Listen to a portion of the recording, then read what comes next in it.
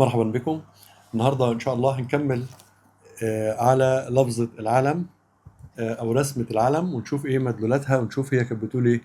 الكلام زي كده أنا هنفكر بس الحلقة اللي فاتت إن اللفظة ديت كانت دايما تعني التلاتة، الثالوث، وكلمة التلاتة كلمة أصيلة فيها جدا، وتقدر تقراها ده هم التلاتة دول. التلاتة في الأزير موجود في الأول، أو القصير موجود في الأول، وأمون فرعون موجود، والأمون في حد ذاته موجود، وفرعون أيضا موجود فيها. اللفظة شاملة كاملة لمعنى كل الآلهة اللي المفروض إن هم المقدسين، الثالوث المقدس. نشوف تاني كده الكلمة ديت استعمالاتها كانت جاية فين. مستعجلين عليها شوية لأنها هي كلمة مهمة قوي. ديت اللفظة الكاملة بتاعتها، وديت الرسمة عاملة كده العلم، وديت اللفظة الكاملة بتاعتها.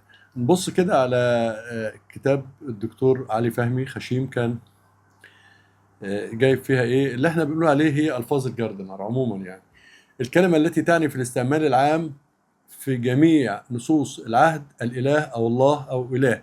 اللفظة المقدسة اللي هي بالشكل ده كان دايما يرسم العلم ويحط الصقر. احنا قلنا دايما ان الصقر ده ابدا لا يعني حورس، الصقر ده يعني القصير، والصقر ده يعني الثلاثة كانوا صقر. يعني اي اله كان في لفظة الصقر، وهو القصير قدسيته من ان اسمه اساسا اسمه الصقر.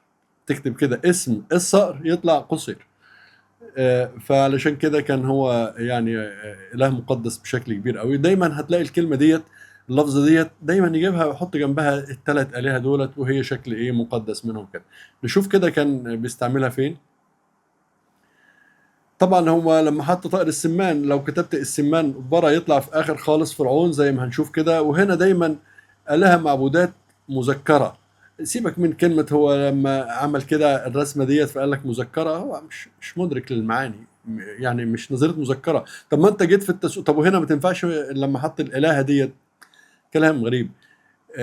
عموما هي دايما تعني الثالوث، والعلامة الوزير ديت هنقراها حالا مع بعض ونشوف ايه الوزير ده. حتى لما جه هنا في الإله لما حط العلم حط ثلاث كبرات. هل كان كل إله فيهم كبرى؟ يعني هل كان الأوزير كبرى؟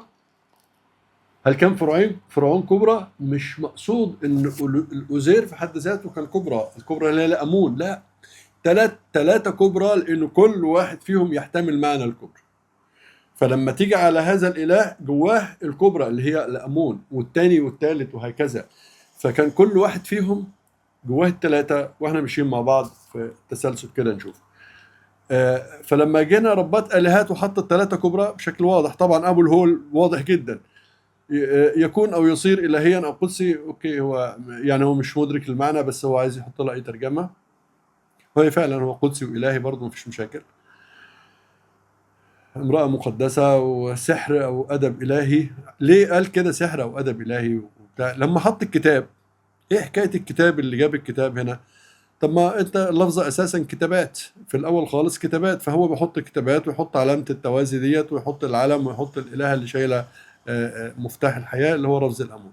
هنا برضو الكتاب والكتابات وبشكل واضح. انا بحاول افر بشكل سريع. بطل او باسل، ما هي مش جاية معاه بطل وحط عليها علامة استفهام، بطل او باسل. تعال نراجع الحبة اللي فاتوا دول كده مع بعض ونشوف الكلمات. طبعا هم ما تنساش هنا بطل بالس وحط علامه استفهام، هتيجي ازاي؟ يعني ايه العلامه؟ الاله والرب والله وبتاع وكتاب وقلب، واستخدمها في شكل حرب او شكل ضرب او شكل كلام زي كده، فمش جايه معاه يعني خالص. لكن لو احنا شفنا العلامه الكامله هنا بطل او باسل، هنشوفها كده. نعدل كده الكتابه هنا كده، اللي انا احط تحتها خط دي بطل. وهنا مرت علينا كلمه همام، وده هم الحته ديت محاربين، اللي انا بحط تحتها خط العلو ده من هنا كده، من اول هنا محاربين. معانا الابجديه ونقدر نكتب المربع اللي فوق ده ميم، وراه دايره ح، وبعدين راه، وبعدين محاربين. ومعانا الابجديه نقدر نبص عليها، يبقى نقدر نقول عليه بطل وهمام ومحاربين. فلو استخدمها في ناحيه الحروب نقدر نروح للمعنى ده. وهو حتى هل هي ميدان حرب؟ نفس الكلمه ميدان حرب. من هنا كده ميدان، اللي احنا عملناها بطل، هي ديت ميدان. ومن هنا كده حرب. ديت كده حرب، ميدان حرب وهمام ومحاربين وبطل وباسل. الكلمه ديت رايحه في كل الاتجاهات، اللي هو كان مستغرب لها وبيقول حاطط عليها علامات استفهام. فهي الكلمه شغاله بشكل جميل جدا في الامور اللي زي دي كده. ونشوف تاني كده من ضمن الكلمات، كلمات الرب ما فيش مشاكل، موجوده كلمات او كتابات. وهنا الكلمه ديت، اللفظه اللي احنا الدايره ديت اللي احنا كتبناها السجل، السجل وكتاب، دي كتابات ودي السجل ودي الاله اللي يشكل الثالوث، وموجوده بشكل واضح نبص عليها كده. العلامه ديت، العلامه ديت السجل، السجل اللي هي هنا كده السجل دولت. وديت كتابات، هنا كده كتابات، وبيسجلها وبيتكلم على الأمون وعلى الأمون رع أو الكتابات المقدسة، كتابات. وبالشكل ده هنا العلامة اللي فوق دي كتابات، اللي هو عمل لها لفظة الكتاب. العلامة ديت اللي عمل لها رسمة الكتاب ده كده يعني.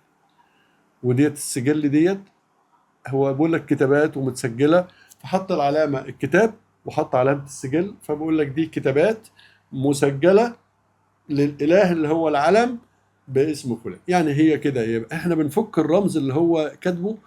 وطبعا مش كل مره هنبقى بنكتب الابجديه زي ما انا هعملها كده، لكن انا بنبقى احنا مدركينها وفاهمينها رايحه فين او بتقول ازاي، او احنا خلاص اتحفظت، او هم علموها للولد اللي عندهم الصغير يحفظها بالشكل ده كده. يعني زي ما احنا لسه بنتعلمها بنحبو في هذا الاتجاه ان شاء الله عشان نصل الى المعلومه الكامله للموضوع ده.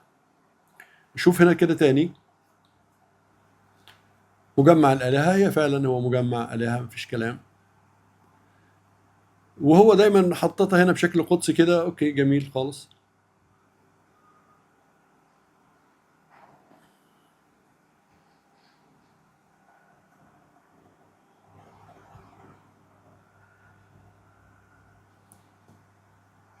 اما جه هنا حط طبعا الصقر ده يمثل آلهة، ويحط لك الثلاث آلهة بالشكل ده، ويحط العلم بشكل بين قدسي يعني بالشكل ده كده، هم ثلاثة، ويحط الصقر ويحط وراه الثلاث دواير، والدواير ديت هنوصل لها بتنطق ايه بالظبط يعني، لكن هو بيعني الثلاث آلهة بالشكل ده. الصقر دايما موجود، والصقر ده احنا قلنا لا يعني حورس بالمره، ولا لوش مكان ولا محل من الاعراب ان هو حورس. الصقر اله من الالهه، زي هنا كده الثلاث الهه والثلاث رموز ليهم، والصقر موجود انه كل واحد فيهم في حد ذاته يرمز الى الصقر. كل الالهه كانت دايما يحط لها رمز الصقر ده يعني.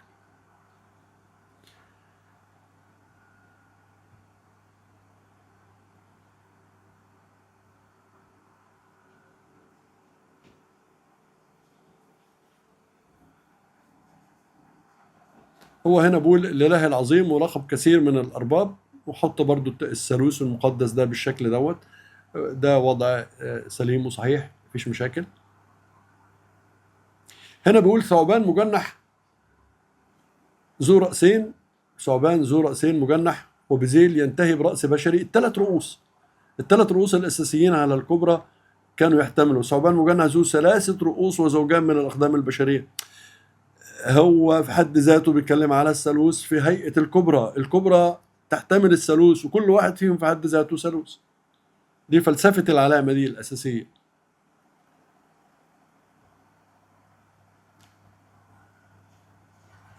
الإله الذي يظهر، الظاهر أو المتجلي، يعني هي لفظة مهمة جدا هنشوفها. بس هنا برضو بيقول لك إيه، إله البلد الإله المحلي. في الترجمات، في الترجمات دايما لما يشوف العلامتين دولت يقول لك ذا لوكال جاد، كده يعني ده لوكال جاد، جاد اوف تاون، اله المدينه او الاله المحلي. مش فاهم محلي ازاي يعني، المهم عالمي بيبقى في مدينه واحده ومحلي بيبقى مدينتين. هو فهمها كده، هو مضطر يفهمها كده، ما هو ما عندوش منطوق، ما عندوش المكتوب بتاعها، فاضطر يفهمها بالشكل ده. لكن احنا لما كتبنا مدينتين من هنا كده، مدينتين، مدينتين اللي هي الرسم، لما عمل المدينتين جنب بعض بالشكل ده، لما عمل المدينتين دولت، ما هو هي نطقه مدينتين، فلما حط العالم جنبها فهو بيشغلك واخدك في الاتجاه ده، مش نظريه اله محلي، لا هو يعني واخد ايدينا عشان نكتب، هو واخد ايدينا ورايح يقول لنا يا اخوانا تعالوا اكتبوها بالشكل ده. الاله المحلي او الاله الذي يظهر، الله الذي يظهر الظاهر او المتجلي. تعال نشوفها كده عامله ازاي العلامه دي. هو بيقول لنا ايه؟ الاله ده ظاهر وواضح وباين ومتجلي، اما على الارض في هيئه الفرعون لان هو ابن الاله ذو القدسيه الالهيه.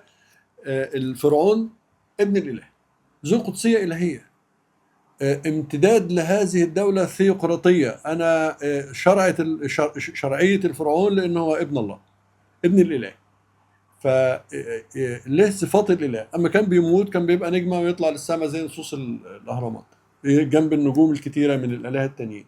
ودي اللي كانت بتقول ليه دايما كانوا بيدوروا على توبيت ومومياء الفراعنة وتماثيلهم ويخبوها ويعينوها في خبيئة الكرنك. ليه؟ لأن دي كانت آلهة يا إخواننا، مش ملوك عاديين، دي كانت آلهة ولها قدسية، وجمعوا أسمائهم وخرطوشهم وقدسوها حفظوها وكده.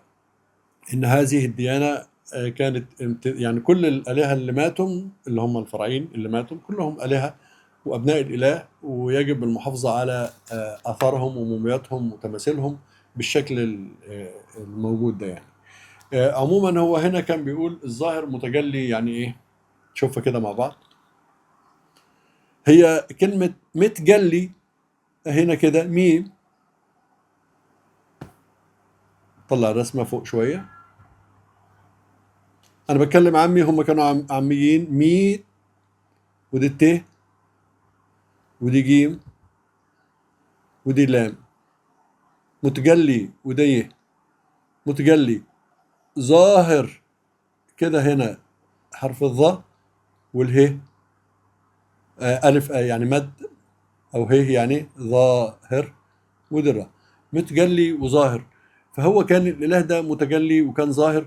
وكلمة متجلي وظاهر دايما بتيجي جنب شكل حتة اللي هي في صلب العمل اللي هو صلب الثالوث. صلب الثالوث ده كان متجلي وكان ظاهر، هو بيستخدمها بالشكل ده. عموما احنا النهارده هنكتفي الجزء دوت، وهنكمل المرة اللي جاية مع نفس العلامة ديت لأنها واسعة جدا عايزين نخلصها. فإن شاء الله يكون لها حلقة برضو قادمة ونكمل معاها. شكرا لكم.